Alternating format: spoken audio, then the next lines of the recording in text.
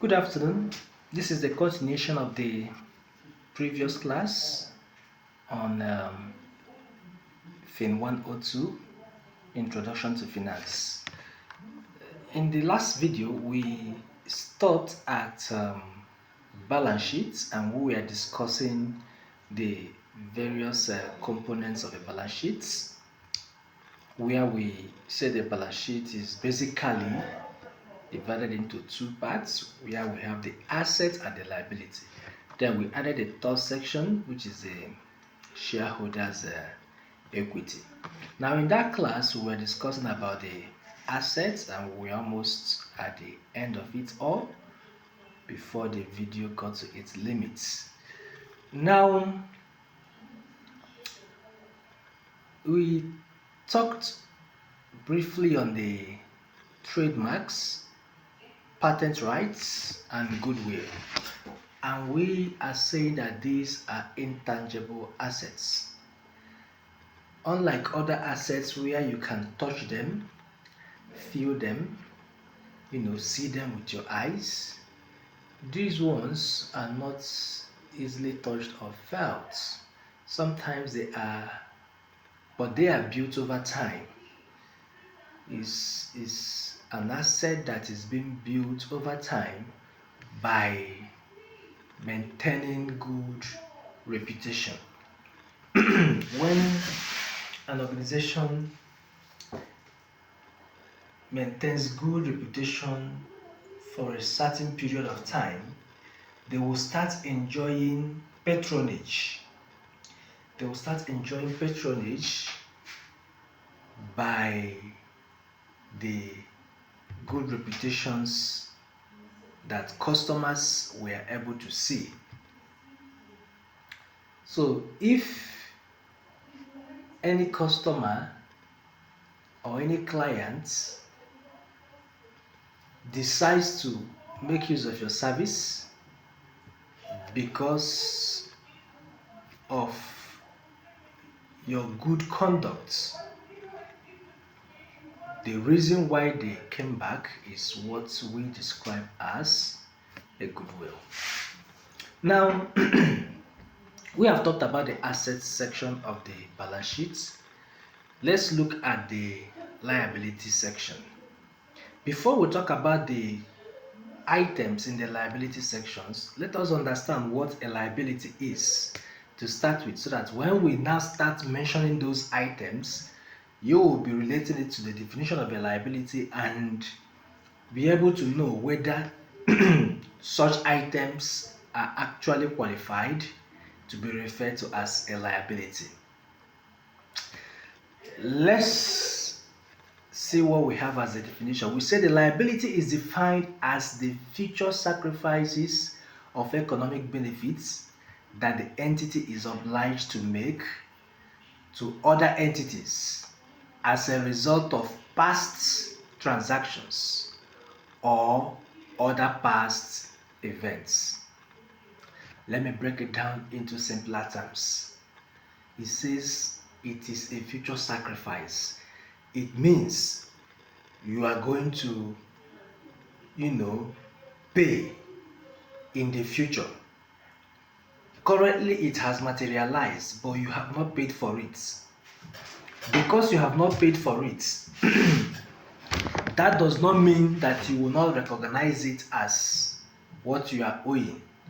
So, because you have utilized a good or you have utilized a service and you don't have the cash to pay currently, you have to note it down that as a so period, so person gave me a good or a service worth this amount, which has been used and not paid. So as you are closing your balance sheets, you have to sum all those people you are meant to pay that you have not paid, or all those things you are meant to pay that you have not paid,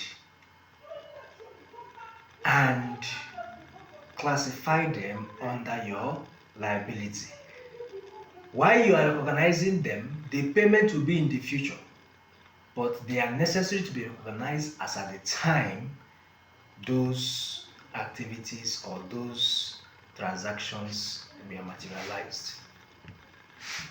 Now, the items under the liability section are as follows. One, we have accounts payable. Contrary to the first one, which we have account receivable, and we say these are money that you are expecting. Accounts payable, they are amounts that you are now expecting to pay, no longer expecting to receive, which is account receivable. Expectation of inflows is for account receivable, but this one now is expectation of what? Outflows. This is what we call accounts payable. Now, account payable, let me relate it with account receivable. We say for the account receivable, you have utilized the service, you have rendered the service, and the person whom you render the service to have acknowledged that you have actually delivered this service or you have actually delivered this good to them, and they are now promising to pay you back in the future. That is account receivable. Then account payable means that you are now the one that received this good or this service, which you have promised the person that gave you the good or service that you will pay in the future. So they are just opposite. They are bills due as part of the normal course of operation of a business. They include utility bills, rent invoices, and obligations to buy new raw material. We also have wages payable. Wages payable. Like I explained in the previous class, you can finish your transaction for a particular month, and as at the month end, your company may be lacking the financial ability to pay their staff. In that case, you cannot say because I have not paid my staff, I will not close my account. Because if I close my account, where will I now put that I have paid because I am still owing? No. You are going to still recognize the value that you are going to pay, but the difference here now is that why you are putting it there that this is the value for my staff, you have to indicate that this value has not actually been paid. And of course, your cash flow will not capture it because there is no movement of cash to that effect yet. We have notes payables. We have dividend payables. For dividend payables, we have briefly talked about dividend. We said when a company finishes a particular accounting period and declare a certain amount as profits, for companies that are listed which has shareholders, what shareholders are interested in is the value you are giving them as dividend. That dividend means what comes to them, or what goes to them rather, for buying the company's share. By being a shareholder means that they are the owners of the company. So even if the company decides to buy heaven and earth tomorrow, the heaven and earth belongs to them. But most times they are always looking at not the heaven and earth you are buying, but what you are telling them that you put into their pockets for sacrificing the share values they subscribed. Now, when a particular period ends and dividend was declared, sometimes the dividend might be declared this year, but yet the company will not pay it as at the year it was declared. So if it has been declared this year, let us say by June, July, and you are now preparing your financial end of the year account by December, and the dividend which you people have declared has still not been paid, you now know that you have a dividend payable. We also have long-term debts, and this can include a variety of obligations, including sinking bond funds, mortgages, and other loans. Sometimes the organization, for the purpose of expansion, might involve in sourcing funds. They might have needs to raise funds so that they can expand their business or move into a new line of activity and all the rest. In this case, they will have some long-term debt engagements, either through financial institutions and other possible means. So once you enter into such engagements or into such agreements to be funded, and you will pay back in the long term, they now fall under the long-term debts, and it is now a liability because that amount is outstanding for you to pay.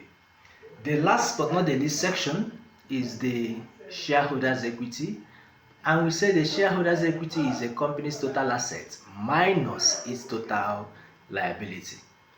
Shareholders' equity, also known as stockholders' equity, represents the amount of money that will be returned to the shareholder if all the assets are liquidated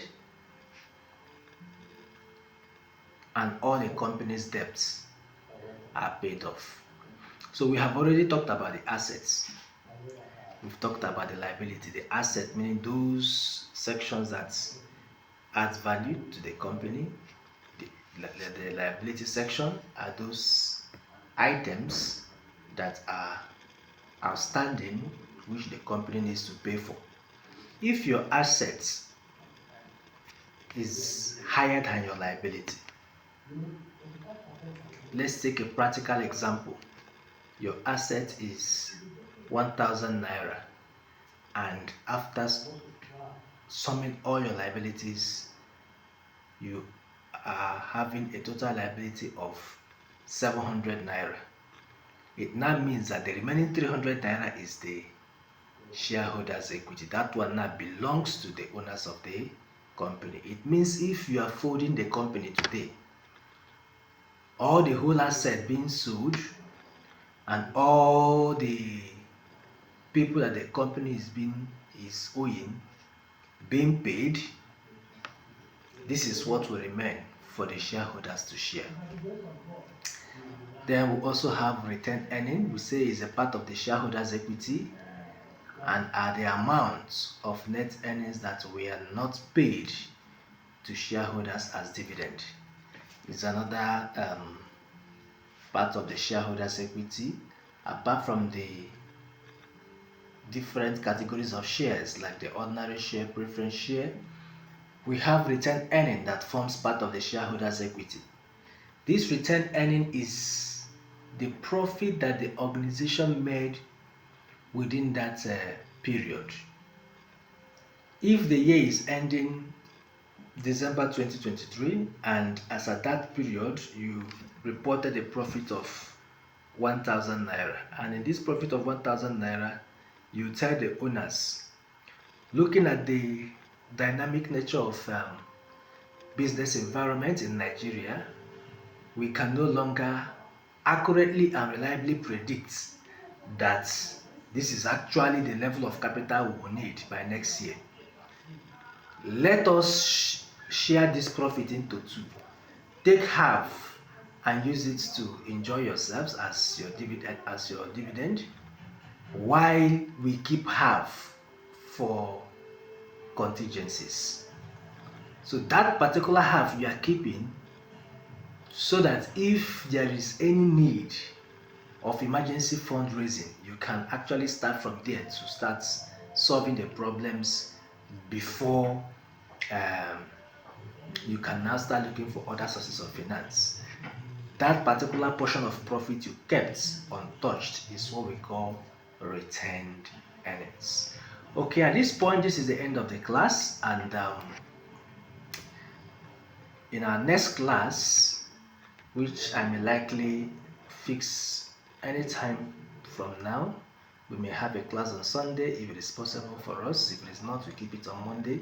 But I'm very sure we are going to have at least two classes in a week, because I want us to speed up the lectures.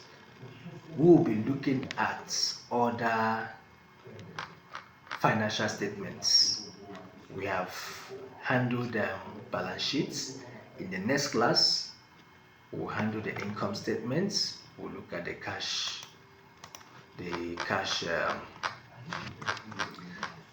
flow statements, and we'll look at the statement of changes in equity.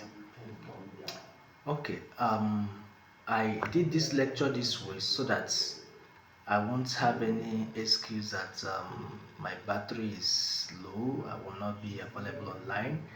It's very certain that this lecture will be here till tomorrow, so make sure you view it and copy the notes that has been given thereafter.